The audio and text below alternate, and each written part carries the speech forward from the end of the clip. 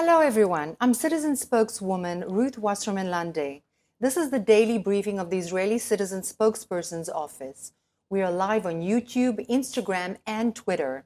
Please begin submitting questions in the chat. Our briefing are now available shortly after broadcast as podcast episodes. Search for the Israeli Citizen Spokesperson's Office on Apple Podcasts, Spotify, Amazon Music, and all the major podcast platforms. Today is day 264 of the October 7th war. Something unprecedented just happened. IPC, the Integrated Food Security Phase Classification experts, just admitted that they were wrong. They falsely accused Israel of provoking a famine in Gaza and just admitted that was made up. In March, a group of experts called the IPC predicted that Gaza would be in full-blown famine by now. They warned that 3,000 to 6,000 Gazans would be dying of starvation every week. But in a new report, IPC just admitted what has been plain to see. There is no famine in Gaza. Let me repeat that. They just admitted that their prediction of imminent famine was wrong and that there is no famine. And they weren't just wrong, they were way off. That means when the World Food Programme declared that there was a full-blown famine in Gaza, it was making it up. When media hysterically repeated the famine claim, they were selling fairy tales. And when the ICC prosecutor demanded arrest warrants for Israel's leaders for using starvation as a mechanism for ethnic cleansing, he was simply starved of the facts. How did the so-called experts get it so wrong? The IPC's methodology is extremely flawed. You probably saw pictures of international airdrops in Gaza. You might have heard about the US Army's floating pier. But you see, the experts probably didn't. They didn't account for any of that aid. As we've mentioned here before, IPC doesn't even count all the aid trucks entering Gaza. And incredibly, they also categorized food trucks as non-food deliveries. There is so much food entering the Gaza Strip that the UN has left hundreds of trucks on the Gazan side of the border undistributed. They just can't handle all the food and all the aid. The World Food Programme, yes, the same World Food Programme that claimed there was a famine, even asked Israel, and get this, to stop sending so much aid to northern Gaza because there was just too much food. Hamas keeps shooting at the humanitarian aid crossing because it wants to engineer a humanitarian crisis. Hamas is a death cult that wants the people of Gaza to suffer, but Israel will not let it win. Israel is flooding Gaza with so much aid that the UN is drowning under it. At this moment, the contents of 1,200 aid trucks are sitting on the Gazan side of the Kerem Shalom crossing, waiting for UN agencies to pick them up. 7,000 pallets are waiting at the US floating pier. But the UN just is not doing its job, and it's scapegoating Israel to cover up for its failures. It's easier for them to stick their heads in the sand, and that's why neither report mentions Hamas, the government of Gaza. The amount of food going into Gaza has gone up in recent months, and the new UN report says exactly that. Since Hamas declared war on 10th of July on the 7th of October, over 710,000 tons of food have entered Gaza by the air, land, and sea. Have you seen the headlines announcing what should be good news? How about an apology, for example, from the experts? Their prediction of famine were, after all, one of the reasons the prosecutor of the International Criminal Court tried to get arrest warrants against Israeli leaders for allegedly starving the people of Gaza. Only someone carefully reading the IPC report would catch the quiet admission. The food supplies keep going up. The whole case against Israel is based on a massive lie that the IPC just refuted. The UN has done such a bad job of distributing aid that UNRWA deleted its online dashboard to hide the figures. As we highlighted here at the Citizen Spokesperson's office, the UN is scared of armed Palestinian gangs looting the trucks to steal smuggled cigarettes. Before, the UN relied on Hamas for protection. Now that Israel is close to dismantling Hamas, the UN doesn't have terrorists to protect it.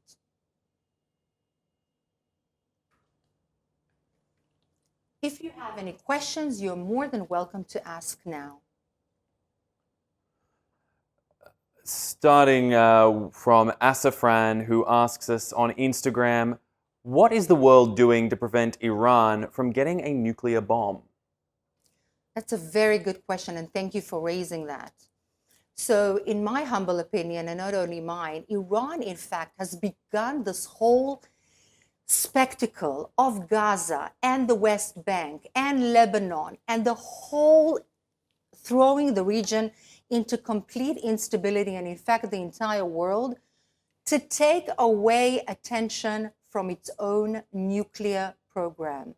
And the world is simply not doing enough. In fact, all of the international bodies have stopped getting full access to the actual places where Iran is secretly keeping its nuclear program, and it's already at 60% of enriching uranium. And this is a huge, huge problem.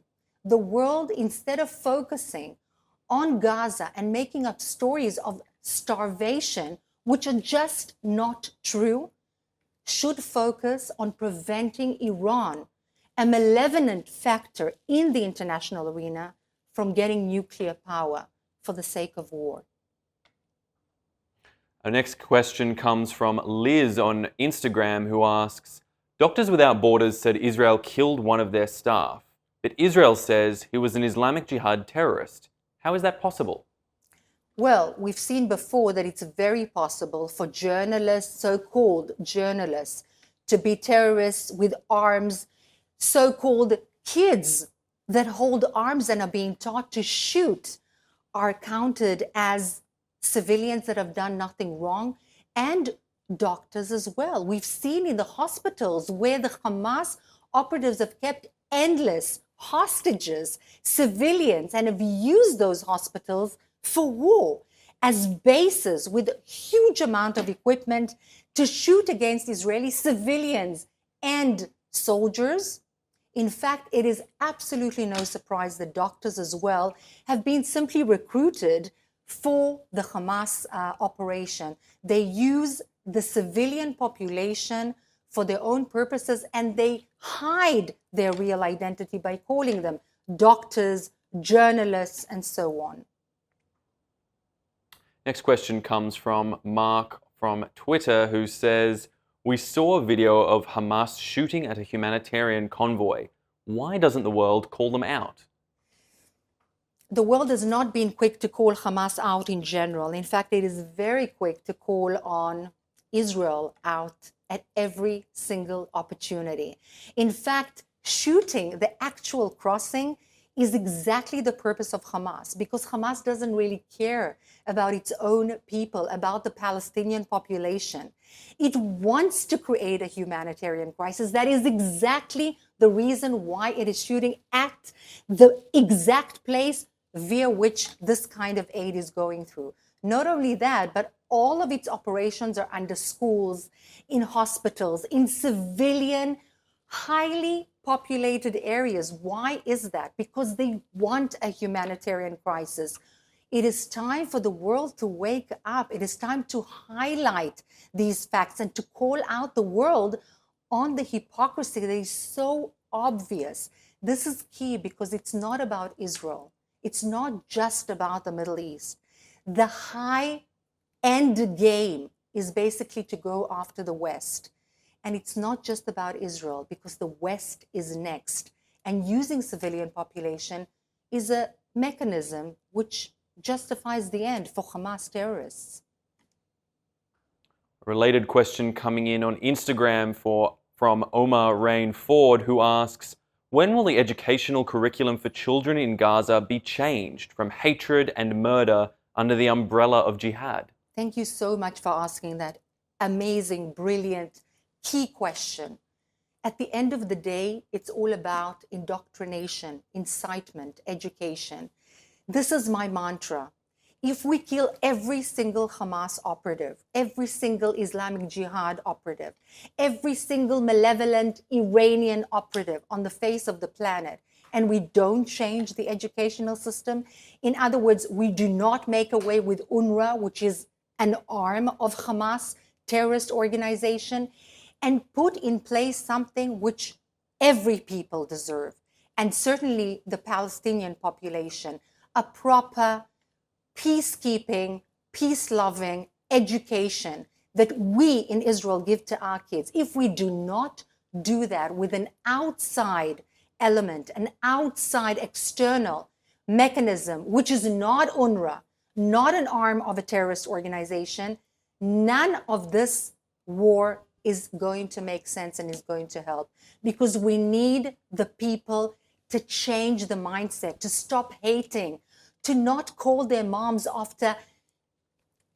with their own hands, bare hands, killing 10 Israeli Jewish people in Israel and then bragging about it. This is the product of horrible education, horrible indoctrination, and horrible incitement.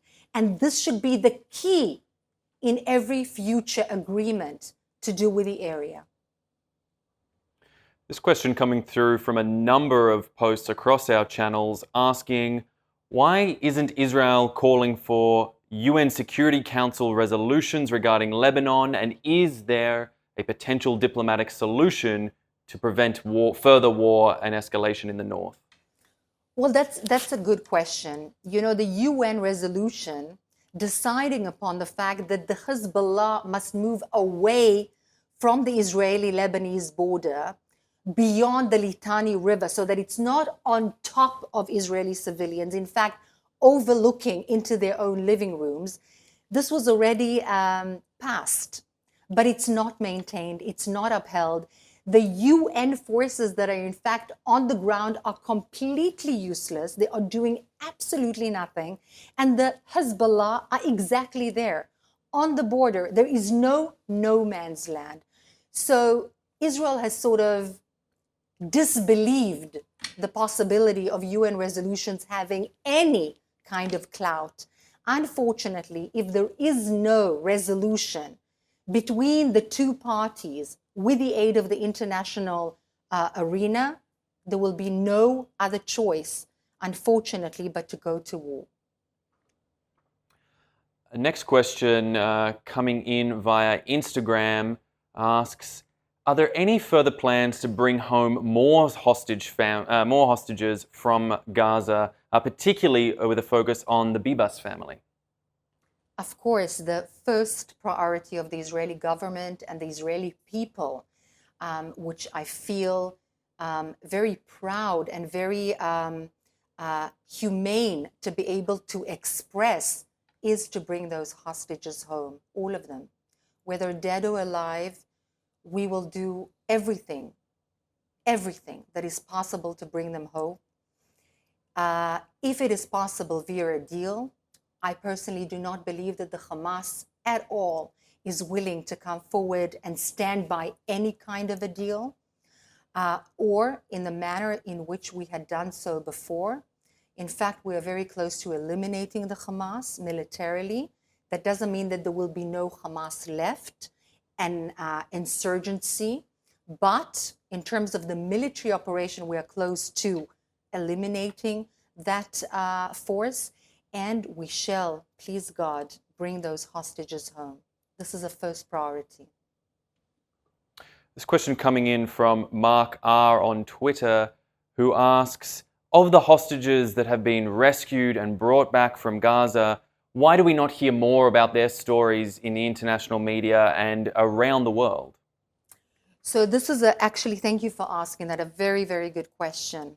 Look, Israel has always been much more gentle, much more responsive to sensitivities of the hostages, of civilians. A lot of people had experienced so much pain, horrific deeds that they're even difficult to put into words.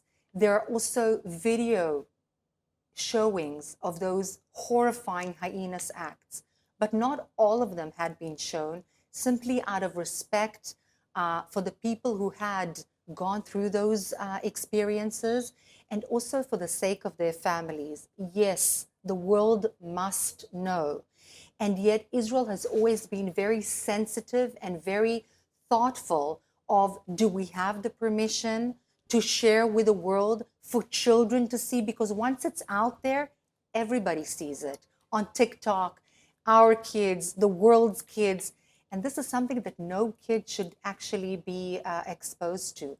Very difficult scenes. And therefore, it is done, but it is done with a lot of thought and gradually. But thank you for that very thoughtful question. Thank you so much for everyone.